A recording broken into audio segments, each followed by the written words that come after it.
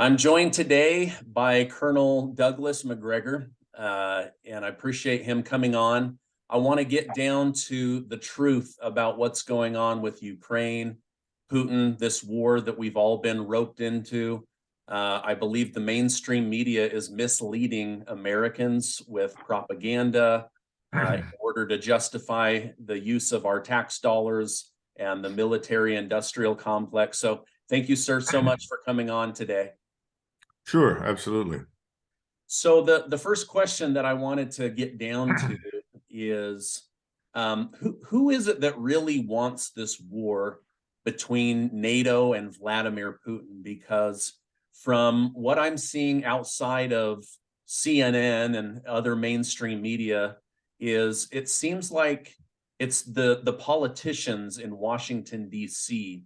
that are more eager to fight this battle through Ukraine against Putin, and it doesn't seem as if the Pentagon is as on board as the politicians. Who's really behind wanting this war? Well, I think it's clear that the American people are largely divorced from the reality of this conflict, as they have been for the last 30 years, divorced from all the conflicts. War has always been something that happened far away on somebody else's soil. The difference this time is that Washington has decided, along with help and assistance, particularly from its allies in London and the global financial community run out of New York City, to wage war on the Russian state with the goal of not simply regime change, but ultimately destroying the state, potentially dismembering it. And when you look at the people who are advocates for this terrible, destructive policy, they are largely the same people that got us into the Balkans in the 1990s, into Bosnia and Kosovo, and then subsequently were largely supportive of the interventions in 2001 and 3 for perpetual warfare in the Middle East, demonizing and transforming into an enemy Libya, Syria, and obviously Iran. This is an old story. It's the same old trope that you've been hearing. It's 1936 again. We have another potential Hitlerian state, and if we don't act, we are appeasers, and the world as we know it will end. So that's about it. But I think there's a lot of money behind this because Russia is full of trillions of dollars of resources, mineral resources, oil, gas, precious metals, agricultural. We just go down the list.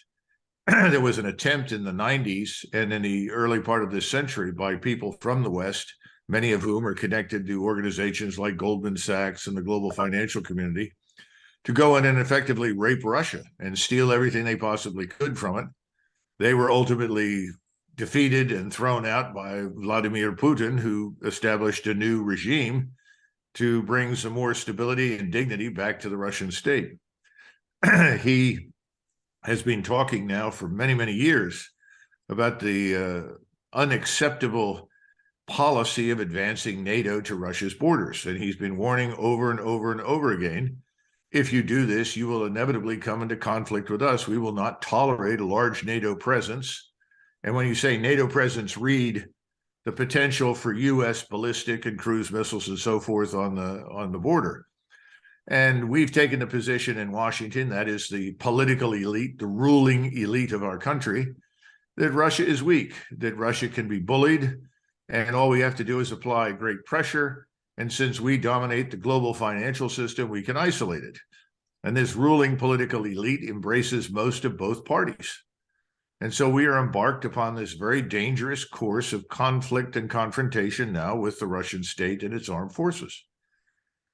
The Washington community that sponsors this has obviously enriched itself over the last 30 plus years through all the various interventions and the massive increases in defense spending. But it actually goes beyond that. It goes to the reconstruction costs, rebuilding costs, and the introduction of U.S. firms and interests into other countries. It's a kind of new imperialism that we've been embarked upon. And Russia is simply the latest target. The problem for the ruling elites in Washington is twofold. First of all, most of them are ignorant of reality. They know nothing about the world beyond our borders. They know nothing about military power. And so they badly miscalculated with Russia.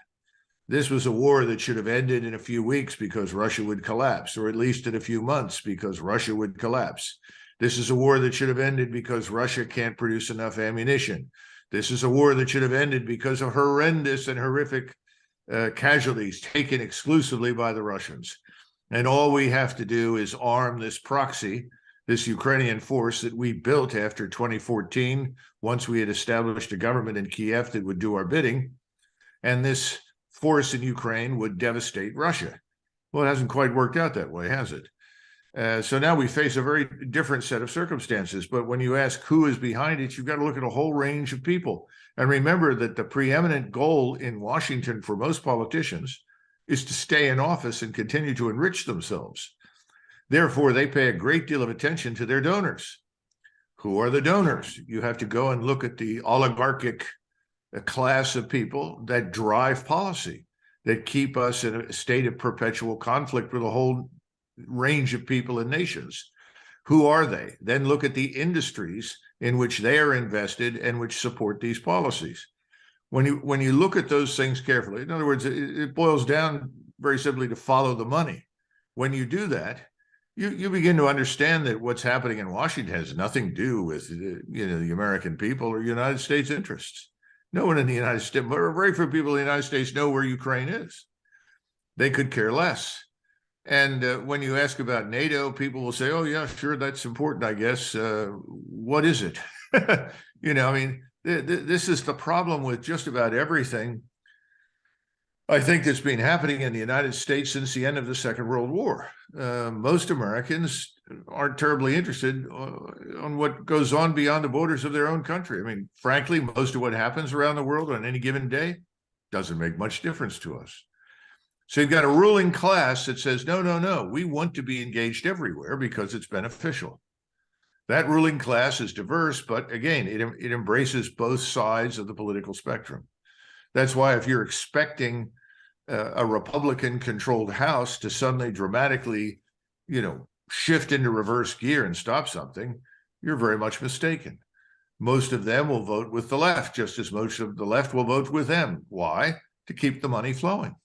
It benefits them because it benefits their donors. And again, there's no understanding. If you look at this balloon business, if I could just stop for a second.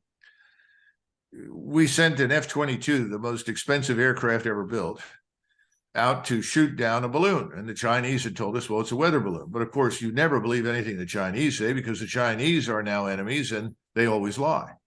But let's look at the facts. The Chinese have 300 satellites, 300 in space. Of that number, almost a third have military application. The Chinese have their own global positioning system, just like the Russians, just as we do. They have the same capability to monitor what happens from 100,000 feet in space that we do. They can read the names on gravestones, and if they want to monitor the conversations in the White House, they can do it. All right? Why are we worried about this flimsy balloon that is too small to carry a significant payload? It can't even communicate with China. It's on the wrong side of the world. The only way it could communicate is to send data to satellites. Meanwhile, our border is open. Thousands of Chinese, thousands of Russians, and others from all over the world have been pouring in. Where are they? What are they doing? Are our nuclear power stations secure? What about these people? Are they near any of our military installations? How many of them are agents? How many Chinese scientists and engineers are working in our laboratories? This is all nonsense, what we're hearing about the stupid balloon. They're missing the point. Washington needs to be held accountable for its incalculable negligence and mendacity. I agree with that. But you're not going to get anything out of the balloon. You need to turn to the really substantive issues. Why are our borders open? Why do we have 100,000 troops in Europe, including almost 50,000 in Poland, and none on our borders? There's no threat to Europe from Russia. Russia is not interested in invading Europe. This is all nonsense. This was cooked up for years to try and demonize Putin and turn him again into another Hitler figure. It's the same old trope. It's the same people doing these things over and over and over again. At some point, the American people need to become engaged and put an end to it. That's the easiest way I can put it. Yeah. So do you think this spy balloon is to then embarrass President Biden right before the State of the Union? Or because they started saying, oh, well, they came in with Trump, but now we can't prove it. And national intelligence didn't ever communicate this to that president. Like, is this just a giant distraction for the American people so they don't actually look at what's happening within our own borders or at our border? Well, I think so. Undoubtedly, you have the usual suspects on the right who will grasp at anything to attack Biden. But the truth is that if you want to go after Biden, you've got lots of reasons to do it. That have nothing to do with the weather balloon. But for some reason, a lot of people on the Hill, I don't think they understand what you and I just discussed. They don't understand the Chinese satellite array.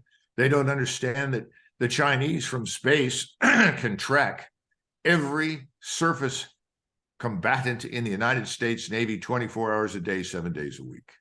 And any U.S. surface warship that comes within 200 nautical miles, that location data can be turned into targeting data that results instantly in the launch of missiles to sink it. Now, that's serious. That's a real threat. It doesn't necessarily mean we have to go to war, but it's something we should be aware of.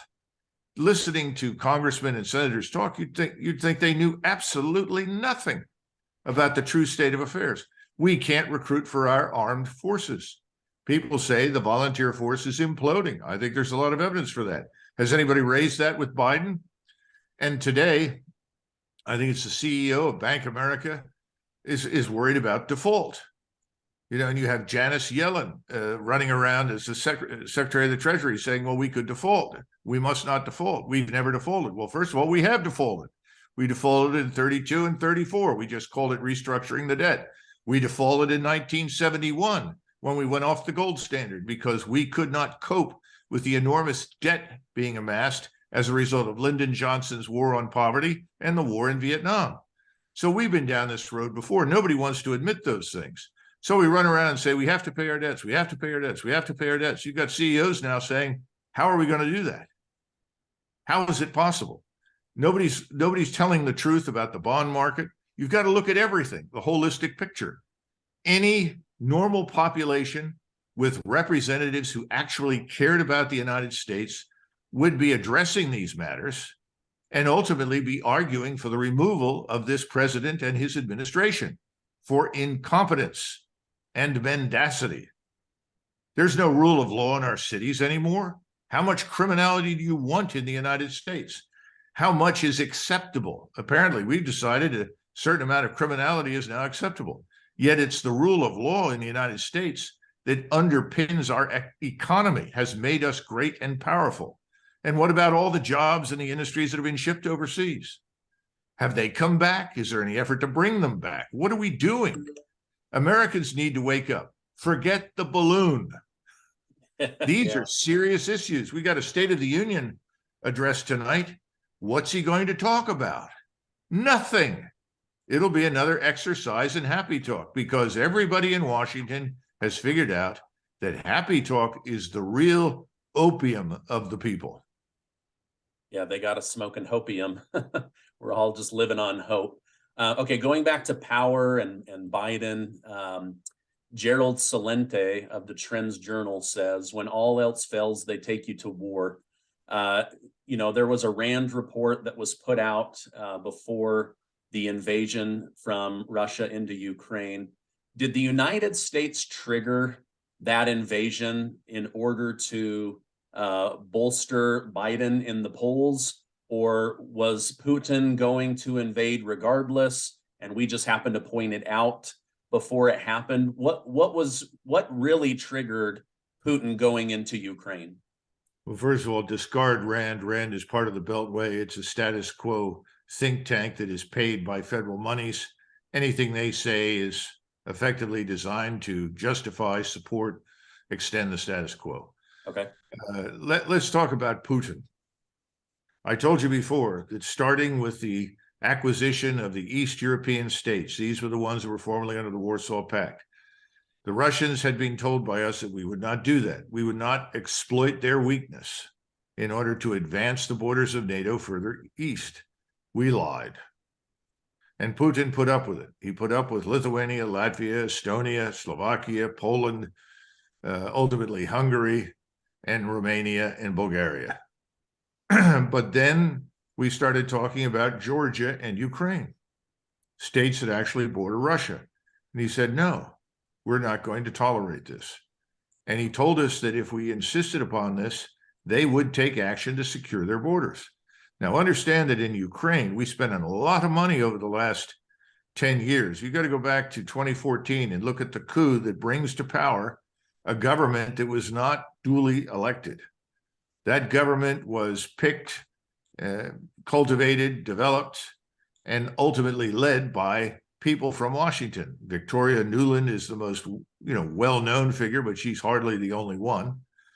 And working together with people in the State Department and the same individuals that I mentioned before who were part of the interventions in the Balkans and Iraq and Afghanistan and Libya and so forth, all of those people are part of this cabal bringing this war to fruition. Now, in truth, as I said before, they miscalculated. I don't think they believed, frankly speaking, that Putin was going to do what he did. Even in December of 2021, when he said, look, I'm willing to talk, but there's certain things you cannot do. We will not accept Ukrainian membership. Ukraine can become neutral. We can talk about that. But I will not tolerate a NATO membership for Ukraine. It poses a threat to us. And of course, we said, oh, well, that's ridiculous. We don't threaten Russia. Well, if you look at Ukraine now, you look at the force we built, you look at all the biolabs we've established in that place, which I think is another issue that deserves closer scrutiny than it's gotten. You begin to say, well, if we had no malicious intent, why were we doing the things we were doing? Why were we building them up? Why were we cultivating the hatred and hostility for Russia? And where did this man Zelensky come from? Remember, Zelensky was an unknown comedian of questionable value who shows up out of nowhere and he becomes the head of state. And remember, he ran on a platform that told the Ukrainians, we want peace with Russia. We have to find a way forward that's peaceful. He was elected overwhelmingly on that platform. Wow. Then he did a 180 and turned into the most, vicious Russian hater and warlike individual they've ever had. The funny thing about Zelensky is that when he was elected, he could not speak a word of Ukrainian. Oh, wow. He grew up speaking only Russian. That was an embarrassment to our State Department, as I learned when I spent some time there. And they worked hard for several months to bring him up to speed. It's not that Ukrainian and Russian are so different that in a few months one can't master the other. But nevertheless, stop and think about that. But he had a huge, huge support from the Ukrainian people, which tells you the masses of Ukrainians want nothing to do with the war against Russia. But this was then brought on. And I think what happened is that the so-called neocon globalists in the Beltway, who are all the various think tanks, thought that Russia could be bullied. And they kept saying, oh, they won't do anything. Putin won't do anything. I was interviewed by Dmitry Simes in January of last year. And I was asked point blank, do you think Russia will go? And I said, absolutely. This is a huge danger to Russian national security. They're not going to sit there. The reason they went into Crimea was not just because historically it had been Russian. They didn't want it to become a NATO naval base in the Black Sea. I mean, there are reasons why actions were taken. So this was foreseeable, but people in Washington miscalculated. And then when Putin went in and essentially moved very carefully and cautiously with a goal of minimizing destruction of human life and property, because he did not want a war with the Ukrainian people. Everyone said, oh, well, look at him. Look at the Russians. They're incompetent. They didn't do what we did in Iraq. They did not destroy virtually anything that did not move and then try to attack anything that did. In other words, there was no shock and awe. Well, of course not. That's not what he wanted. And it took several months for him, sadly, and his colleagues in Moscow to figure out there's nobody to talk to. They're not going to negotiate with us. And so we go into this new setting where he says, we've got to go onto a war footing. We're going to have to expand the armed forces. We're going to have to build it up. And then we're going to have to go into an economy of force mode for months until we're ready to strike back. Well, that's what's happened. And the sad part is that all of it was avoidable. It was never necessary. And remember that Mr. Burns, who is the former ambassador to the Soviet or Russia under, I guess, Obama, he was the one that wrote the memorandum that said no means niet, or niet means no. In other words, don't expand any further, don't go into Ukraine. And subsequently, he was sent within the last few months to try and hammer out a deal. And that's understandable why he would. Ukraine is falling apart. They are the ones who've taken horrific casualties. They are now dragging 16-year-old boys into the armed forces at gunpoint. They are still taking heavy casualties, and 75% of their casualties have been from artillery systems, strike systems such as rocket artillery, missiles, aviation, and artillery, all of those together, 75% of their casualties. And they can't protect themselves. They don't have the air defense. They don't have the expertise. And we have been feeding them, again, equipment just enough, allegedly, to keep them alive until we finally discovered, my goodness, these people are about to go under. And that's what Secretary Austin effectively told the conference a couple of weeks ago. We've got to give them this equipment soon because the window of opportunity is closing. Soon we won't be able to affect this. Yeah, of course. And it's all unnecessary. And millions of people are being destroyed by this.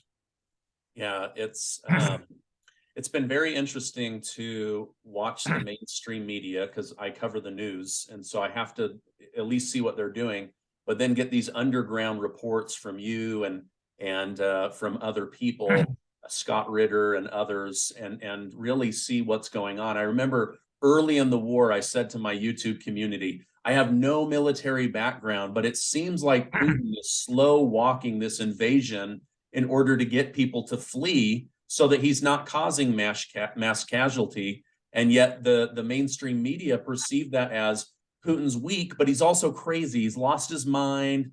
He's this new Hitler. And we were totally being fed a bunch of BS.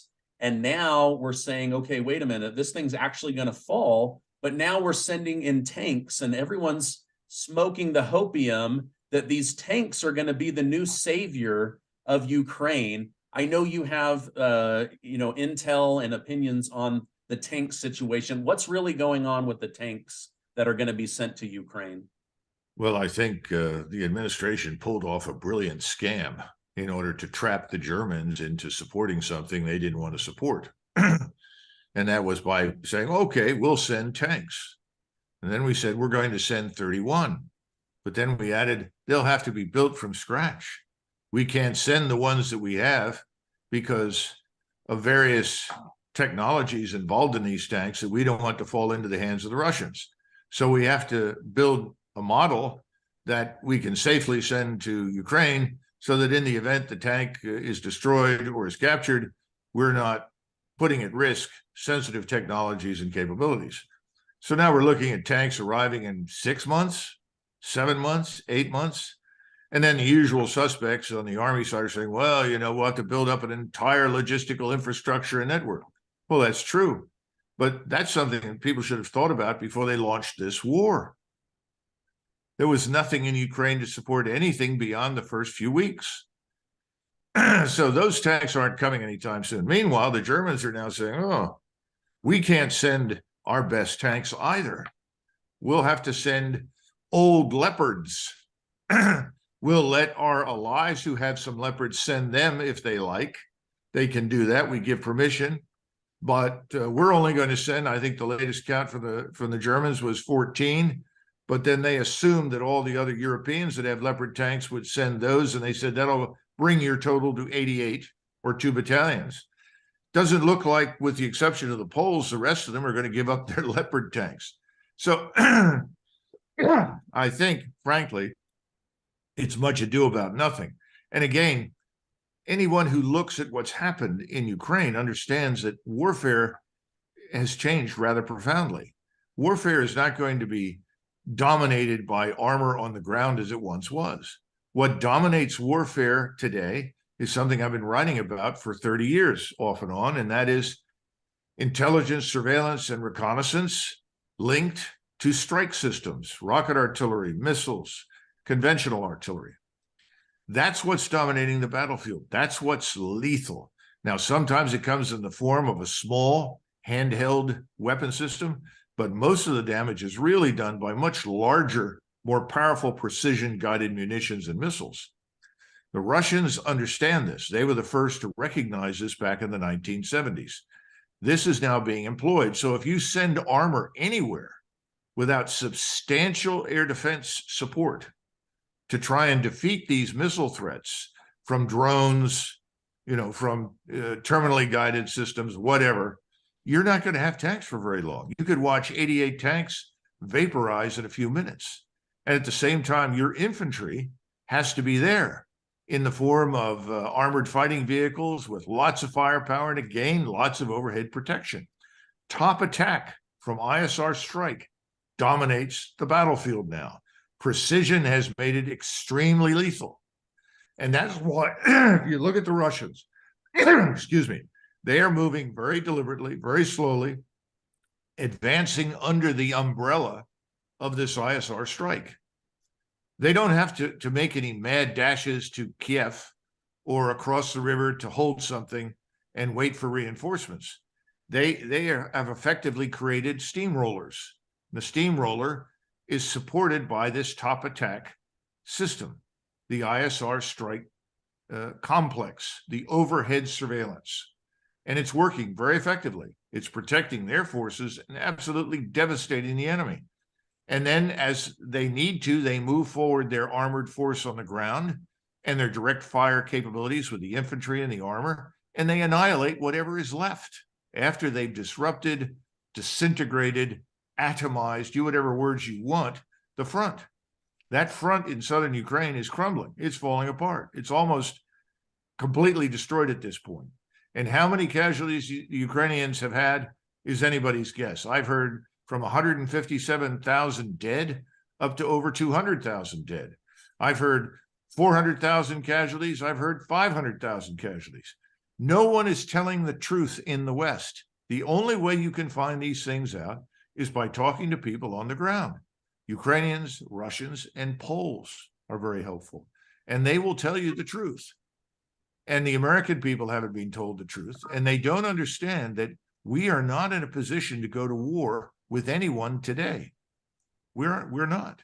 We don't have munitions factories, armaments factories turning out equipment 24 hours a day, 7 days a week. The Russians do. Their factories are humming. There's no shortage of anything. In fact, what they've done recently, according to the most recent reports I've seen, is that they've walked back from some of the major overhead strikes. They have the capacity to fire 60,000 rounds a day, including rockets and missiles at the Ukrainians. 60,000 rounds. But they've been walking that back, and the Ukrainians who are watching this, and the Poles and others are saying the Russians are husbanding these for the coming offensive. And this offensive is coming. There are 700,000 troops all the way around Ukraine. Of that number, probably 250 to 300,000 are combat forces. In other words, the people that actually go forward and kill the enemy. They're going to move. And when they move, this steamroller will go forward as I've described. And they will annihilate what is left. And it doesn't make any difference what you send to the Ukrainians. They can't be trained fast enough. There are not enough of them left anymore that can do anything. If you're starting to drag 16-year-old boys off the street, away from their families, into uniform, what kind of a situation do you think you confront? It's terrible. And it's not necessary. We've done this to the Ukrainians. This nation is almost destroyed.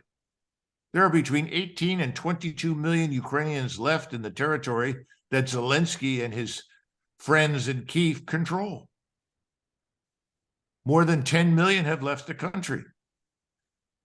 4 million are Russians living under Russian administration and are quite happy about it in the East. And then you have the casualties. And then you have 2 million that were already in the West working in the EU and Great Britain.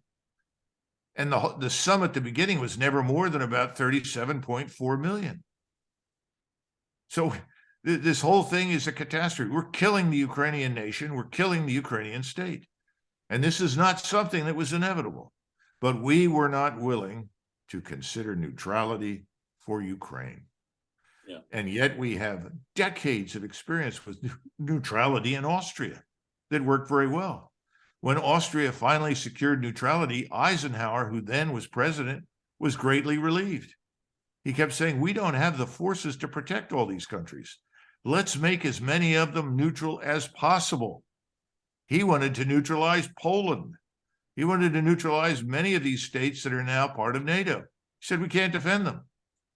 We can't defend them now, Stephen. We can't. Yeah. Final question. I know how busy you are. Thank you. This has been, I've learned at least a dozen new things. And I read a lot. So thank you for your wisdom. Is Washington, D.C. and NATO going to pull us into World War III? Are they going to trigger Belarus teaming up with Putin and coming in from the north? Are we going to be pushing Poland and Germany in? Or is this thing going to find resolution once Ukraine can no longer sustain itself and the money stops pouring in? Where do you see this going at this moment? Well, the senior military leaders in the Pentagon know that we are not prepared for a military confrontation with Russia in Eastern Europe. They understand that. Remember, we are predominantly an aerospace and maritime power. We're prepared to defeat anyone who threatens the United States.